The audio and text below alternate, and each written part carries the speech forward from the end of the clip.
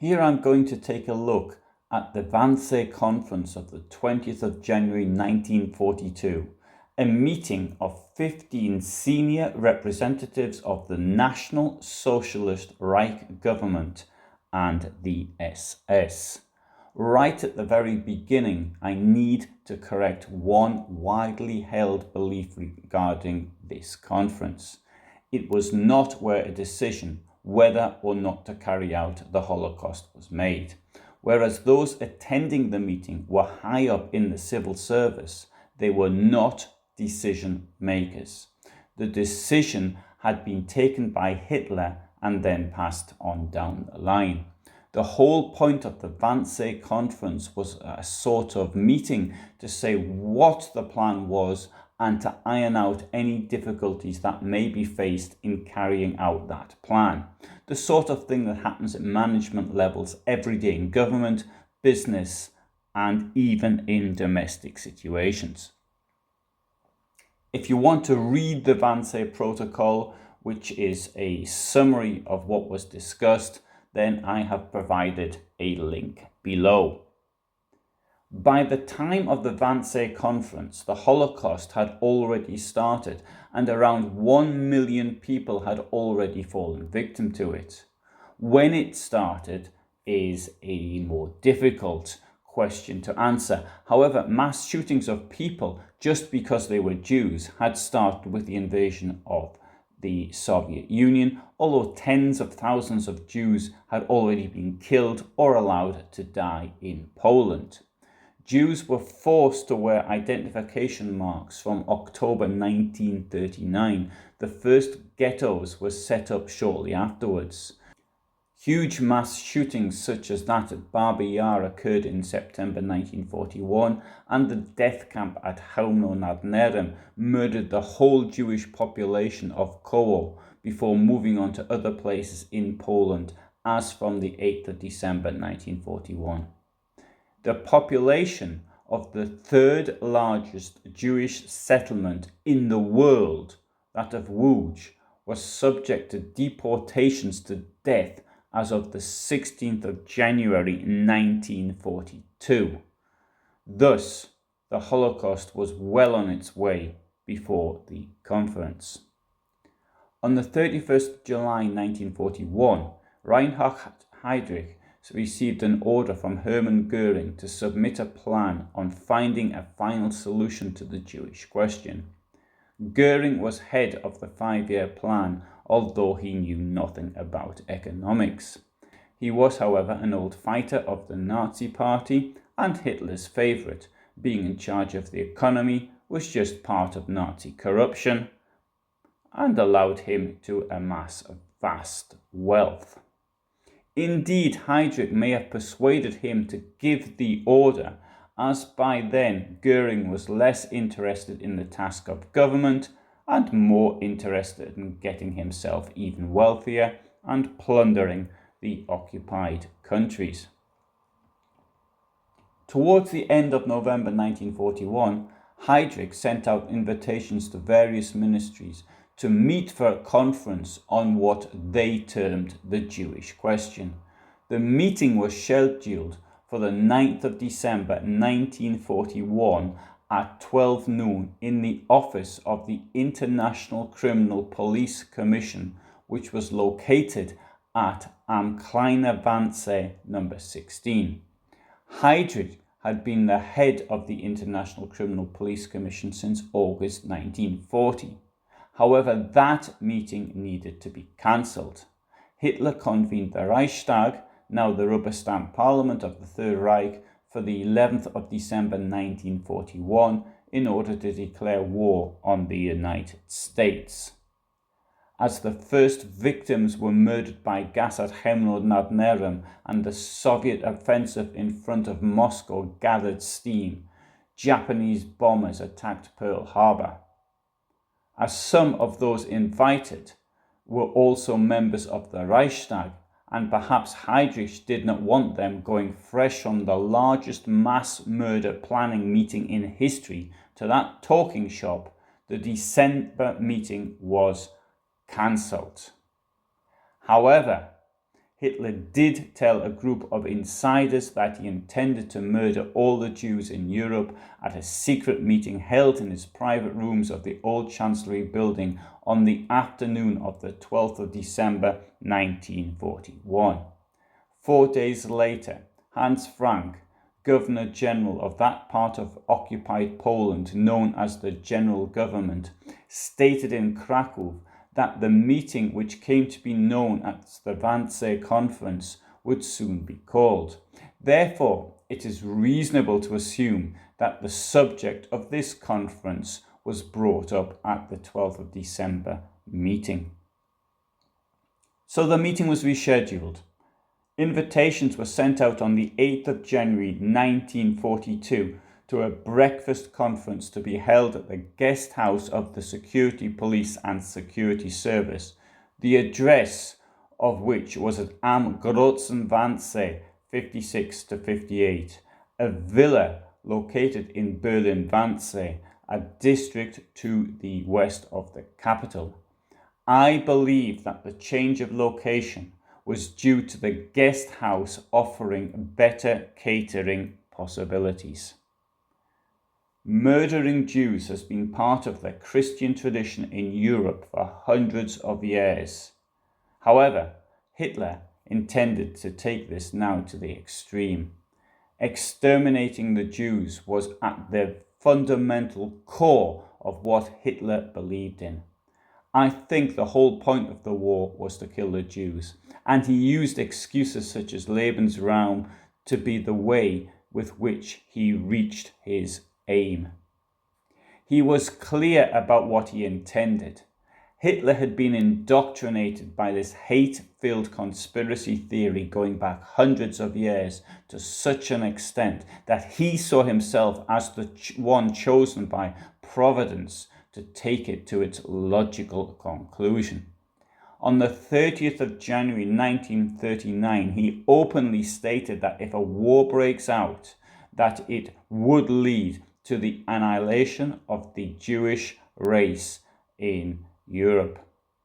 After Hitler's declaration of war on the United States, that war was now global, and Hitler no longer had anything holding him back from the complete extermination of all the Jews in Europe. Here we can see one of the invitations. This one was sent to Martin Luther, Under Secretary of the Foreign Office. Alongside his invitation, Heydrich attached a copy of the authorization Göring had given him, which was designed to show how important this meeting was for the upper echelons of the party. Allowing some time for delivery and receipt, attendees thus had around 1 week to prepare for the meeting, getting a chance to think of any questions they might ask. Indeed, most would have had longer to think about it, being aware of the 12th of December conference when Hitler made his wishes clear, if they had not, in fact, attended that meeting. As you can see from the Wannsee Protocol, the 15 officials who participated in the meeting are known. In future videos, I will look at what happened to them after this meeting and their post-war fate. The main speaker and the chair of the meeting was SS Obergruppenführer Reinhard Heydrich, and he was aided by SS Obersturmbannführer Adolf Eichmann, who kept the minutes. Josef Buller was the state secretary in the office of the Governor General in Krakow. He was there as the representative of Hans Frank, and Frank had earlier said that Buller would be at this meeting in his speech of the 16th of December 1941. SS Oberführer Karl Eberhard Schöngard. He was commander of the security police and the SD in the general government. There were 2 representatives from the Reich Ministry for the occupied Eastern Territories, State Secretary Alfred Mayer, who had already attended Hitler's secret meeting of the 12th December 1941, and Georg Liebrandt. Roland Freisler, who was State Secretary in the Reich Ministry of Justice, he was later President of the People's Court, noted for the sentences he gave down to those found guilty of being in the attempted coup d'etat against Hitler of the 20th of July 1944. SS Obergruppenführer Otto Hoffmann, head of the Race and Settlement Main Office of the SS, Gerhard Klopfer, who was Ministerial Director in the Nazi Party Chancellery and was head of its Constitutional Law Department, Friedrich Wilhelm Kritzinger, who was Ministerial Director in the Reich Chancellery, SS Sturmbannführer Rudolf Langer, Commander of the Security Police and SD for Latvia, was there on behalf of his commander, Walter Stahlecker. Martin Luther, Under Secretary of State at the Foreign Office, and it is thanks to him that we have a copy of the Wannsee Protocol, that we know what was planned and discussed at this meeting. SS Obergruppenführer Heinrich Müller, he was head of the Gestapo. Erich Neumann was there, and he's a rather curious case because he was a career civil servant and didn't even join the Nazi Party until after the seizure of power. However, he had been involved in Goering's plans to steal Jewish businesses from their owners. At the Wannsee Conference, he represented the Ministries of Economy, Labour, Finance, Food, Transport and Armaments, and it was he who requested that Jewish workers in firms essential to the war effort not be deported for the time being. Also present was Wilhelm Stuckart, who was State Secretary in the Reich Ministry of the Interior. There were those that were invited but could not attend. One such person was Leopold Gutterer, State Secretary in the Reich Ministry for Public Enlightenment and Propaganda. That is Goebbels' ministry. He gave reasons for his cancellation, but asked to be informed of all subsequent developments. The point of this conference was to work out who was going to be doing what as far as the deportation and extermination campaign was concerned, and who exactly was going to be killed. This required the cooperation of institutions that had not previously been informed about the final solution. What we know of the conference comes from the minutes of the meeting drawn by Eichmann based on shorthand, and which was revised several times by Müller and Heydrich and possibly Eichmann as well. 30 copies of the final version were given the classification of top secret, stamped as Geheime Reichssache, then the highest level of security classification. The 30 copies were numbered, as is normal with such documents of such security classifications, and they were then sent to the participants.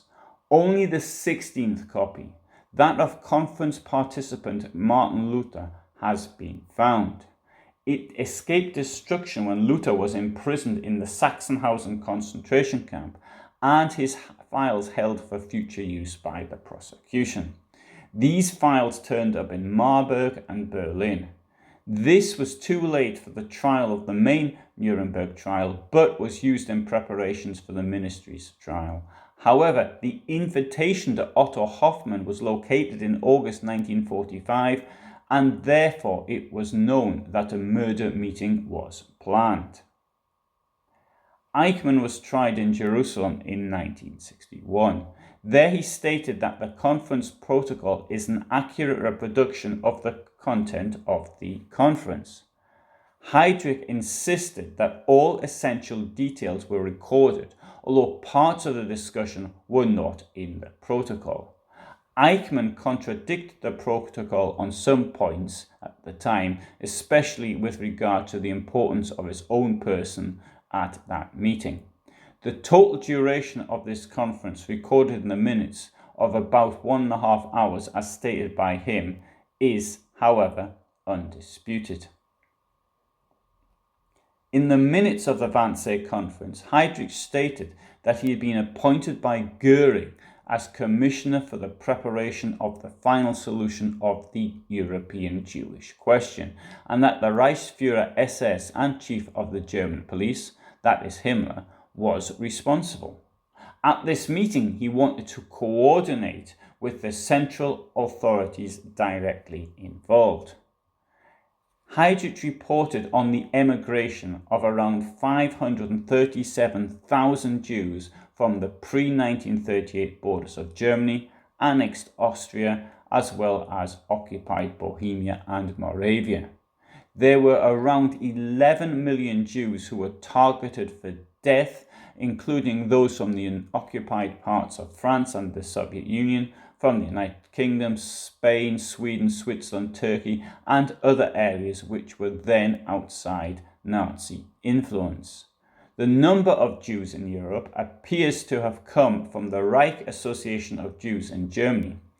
Eichmann wrote to them on the 7th and the 13th of August 1941, requesting statistical information on the amount of Jews in Europe.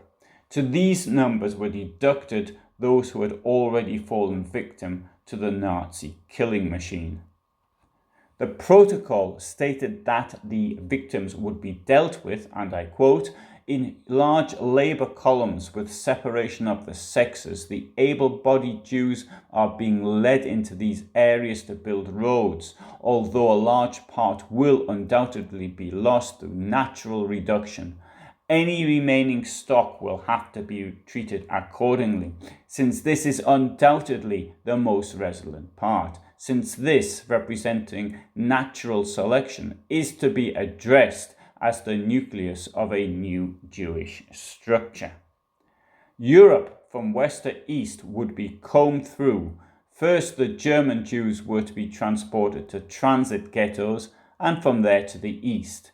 Jews over the age of 65 and Jews with war disability or bearers of the Iron Cross First Class would be sent to the Theresienstadt ghetto. Sending people to this supposed retirement ghetto was designed to quieten any protesting voices. Of course, Theresienstadt was no retirement location. It was a tough ghetto, if not concentration camp. There was the question of defining who was Jewish and therefore who needed to be killed. Contrary to popular belief, the Nazis had various interpretations, even for people within occupied Poland. This above all concerned people who were by Nazi standards of mixed race or those in mixed marriages.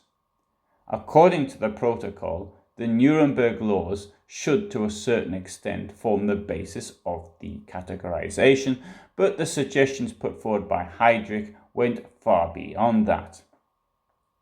As a rule, half Jews should be treated like full Jews regardless of their religious affiliations.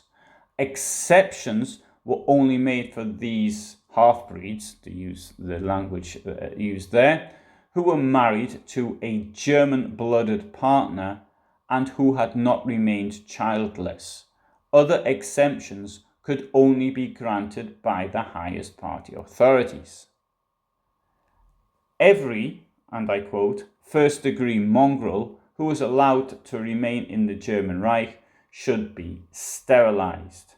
So, even though they had only one Jewish parent, and they would be regarded as Jews and thus subject to deportation unless they had the permission of the highest party authorities, and even in these cases they would have to be sterilized.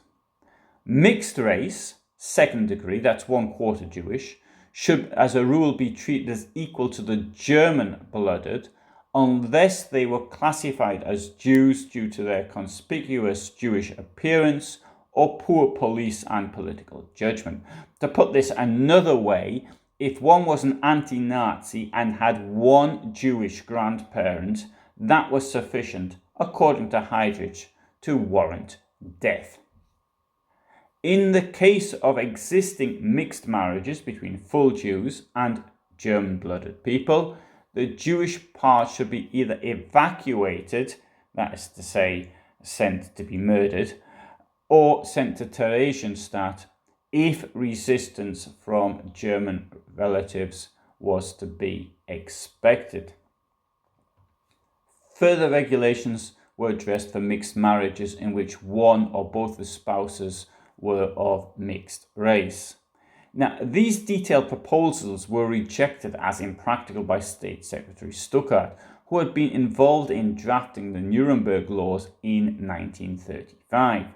He proposed that the compulsory divorce of mixed marriages be made mandatory and that all people of first-degree mixed race be sterilized. Since no agreement could be reached on these points, these detailed questions were postponed to follow-up conferences. Josef Bühler, Hans Frank's State Secretary for the Office of Governor-General, urged Heydrich at the conference to begin the measures on Polish territory in the general government, because he saw no transport problems here and wanted to solve the Jewish question in this area as quickly as possible. In any case, the majority of these Jews, as he put it, are unable to work and are disease carriers and an imminent danger. Those are his words, not mine. So there were a number of follow-up conferences which were held on 29th of January 1942, 6th of March 1942, and on the 27th of October 1942.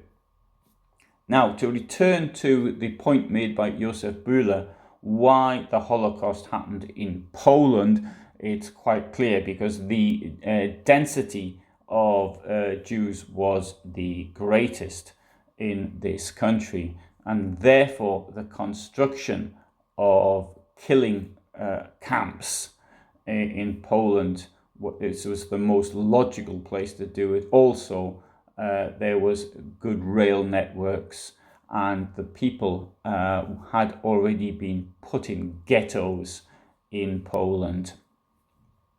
Right, so I would urge you to have a read of the full protocol, because what I've done here is I sort of talked around it, but if you want to get the feeling of it, then to actually read the protocol itself. But as you can see, it's not a particularly long document.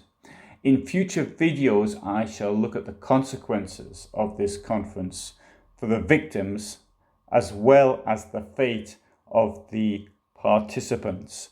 What happened to them after the war, as well as during the war for that matter. So thank you for listening. If you subscribe, you will know when that is published.